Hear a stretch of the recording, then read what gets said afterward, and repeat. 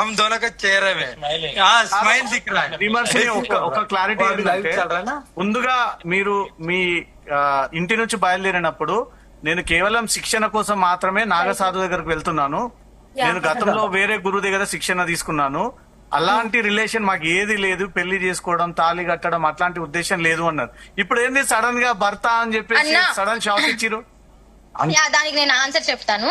ఇప్పుడు మేమిద్దరం కలిసి ఉండాలి అనుకున్నాం, ఎలాగైనా కలిసి ఉండాలి అని అనుకున్నాం కాబట్టి సరే ఈ అంటే కొంతమంది వినే వాళ్ళకి బాగోదేమో అని అనుకుని పెళ్లి చేసుకున్నాము అని చెప్తే బాగోదు కదా అనుకుని ఫస్ట్ తల్లి కూతురు సాధన చేసుకోవడానికి వస్తున్నాను అని అలా చెప్పాను. కానీ నేను ఎక్కడ అబద్ధం ఆడలేదు. అబద్ధం అయితే అసలు ఆడలేదు. మీ అబద్ధాలు ఆడుతున్న ముందుకు వస్తుంది కదా, ఎప్పుడు అబద్ధం అయితే ఆడలేదు. నేను నా రక్షణ కోసం నేను తనతో ఉండాలి అని అనుకున్నాను కాబట్టి, నేను ఆ ఆపద నుంచి బయట పడాలి అనుకున్నాను కాబట్టి చెప్పాను. కానీ అలాగా ఇప్పుడైతే ఇప్పుడు మీడియా అంటే అలా చెప్పినా కూడా లాభం లేదు, మా వాళ్ళు వచ్చి తీసుకెళ్లిపోయారు అనుకో. అందుకే ఇప్పుడు పెళ్లి చేసుకున్నాము, చక్కగా కలిసి ఉండాలి అనుకుంటున్నాం కాబట్టి ఇంకా మీడియా ముందుకైతే బహిరంగంగా వచ్చి నిజాలు చెప్పడం జరిగింది. ఒకటమ్మా, ఇప్పుడు అఘోరి నాగసాధుకు ఎక్కడ ఒక స్టేయింగ్ లేదు, ఎక్కడ ఉంటాడో తెలియదు, ఎప్పుడు ఉంటాడో తెలియదు. మీరు ఉండడం ఎట్లా? ఇప్పుడు వైఫ్ అండ్ హస్బెండ్ కూడా కార్ లో ఎంతసేపు ఉంటారు, ఎంత ప్రయాణం చేస్తారు? వైఫ్ అండ్ హస్బెండ్ ఆల్రెడీ ఒక ప్లేస్ చూసుకున్నాము, మా గురువు గారు వాళ్ళందరూ చూశారు, వాళ్ళ అనుమతి ప్రకారం ఒక చోటు కూర్చుంటున్నాము. ఆ ప్లేస్ అనేది ఇప్పుడే చెప్పము, మేము కూర్చున్నాక చెప్తాము. దేవుడి పీఠం లాగానా, లే భార్య భర్త లాగా ఉండడం కోసమా? లేదు, దేవుడి పీఠం 10 మందికి సేవ చేయడానికి. భార్యాభర్తల లాగానే 10 మందికి పేదవాళ్ళకి మేము సాయం చేసుకుంటూ ఉంటామన్నా. ఇప్పుడు అఘోరి శ్రీవర్షిని అనొచ్చా? అంటే నేను అఘోరి అవ్వాలనుకోవట్లేదు కదా. ఇప్పుడు ఇంకా లేదు, ఇంకా ఓన్లీ సాధన మాత్రమే నేర్చుకుంటాను. మీరు జస్ట్ నార్మల్ గా వర్షిని అని చూడండి చాలు. అఘోరి ఎందుకు అనొద్దు? ఎందుకంటే నువ్వు శిక్షణ తీసుకోవడం కోసమే మీరు అఘోరి నాగసాధు దగ్గరకు వెళ్ళారు. ఇప్పుడు శిక్షణ కాదు, నేను నార్మల్ పర్సన్ లాగా ఉంటానంటున్నారు.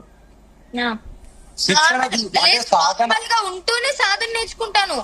సాధన నేర్చుకోవడానికి అఘోరి అవ్వాలని లేదు, సాధన ఎవరైనా నేర్చుకోవచ్చు. ఓకే, అఘోరిగా మారాలనే ఆలోచన లేదు, ఇప్పుడు మీకు విరమించుకున్నారు. ఇంకెందుకు పెళ్లి అయిపోయింది కదా, జీవితంతో హ్యాపీగా ఉంటామన్నా. మా పని ఒకసారి మీరు మాట్లాడాలి.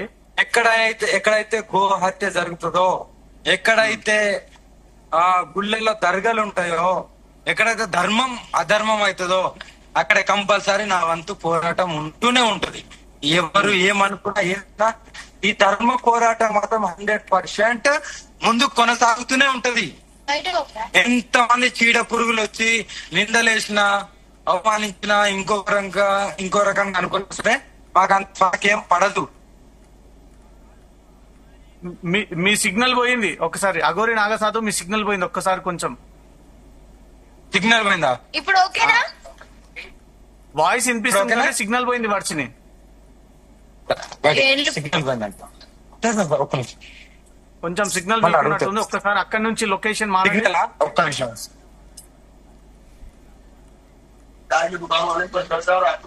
ఇప్పుడు ఓకేనా? ఒక్కసారి కెమెరా ఆఫ్ చేసి ఆన్ చేయండి. మళ్ళీ మీరు కెమెరా ఆఫ్ చేసి ఆన్ చేయండి.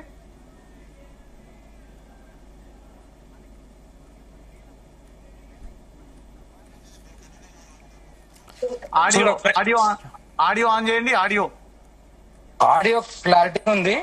ఇక్కడ అంటే వైఫై ఉంటది కదా, ఒక నిమిషం.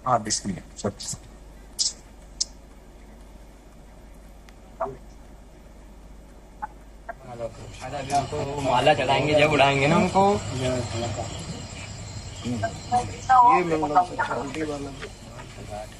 నా వీడియో కనిపిస్తుందా వర్షిని మీకు?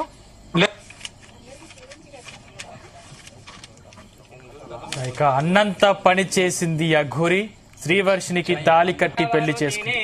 మధ్యప్రదేశ్ లోని ఆలయంలో అఘోరి శ్రీవర్షిని పెళ్లి చేసుకున్నారు. ఆలయ పండితులు పెళ్లి మంత్రాలు చదువుతుండగా అందరి ముందు శ్రీవర్షినికి తాళి కట్టింది అఘోరి. అనంతరం తలంబ్రాలు పోసుకుని అగ్ని చుట్టూ 7 అడుగులు నడిచారు.